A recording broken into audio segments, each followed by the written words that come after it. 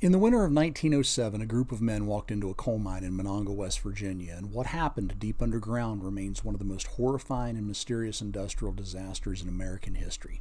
Some believe the official explanation, others absolutely do not. These were some of the most dangerous mines in the state, but the pay was steady, and most workers were immigrants supporting sometimes entire families overseas.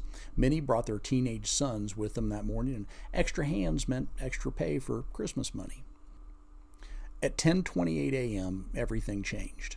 People miles away heard the blast. Windows shattered, the ground shook. A column of black smoke rose straight out of the valley like a volcanic eruption. Inside the mine, a massive explosion ripped through the tunnels. It was so powerful it knocked the mine's ventilation fans off their foundations and hurled rail cars into the air.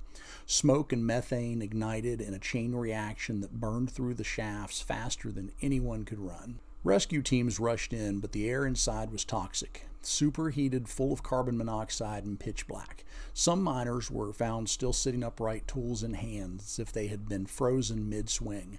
Others were discovered in groups, huddled together in side tunnels, where they tried to barricade themselves from the gas. And then rescuers noticed something strange. The numbers didn't add up.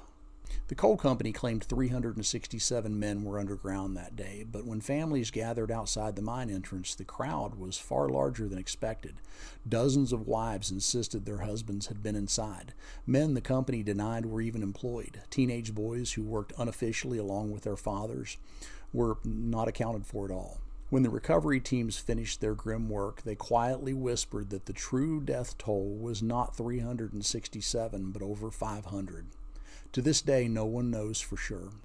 The official report blamed coal dust and faulty ventilation, but locals believe the company hid the true number of deaths to avoid the fines and the outrage.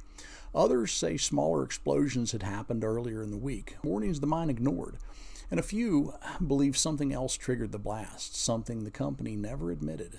Today, the Monongah mine disaster is remembered as the worst mining accident in American history, but many families still feel the truth never came out.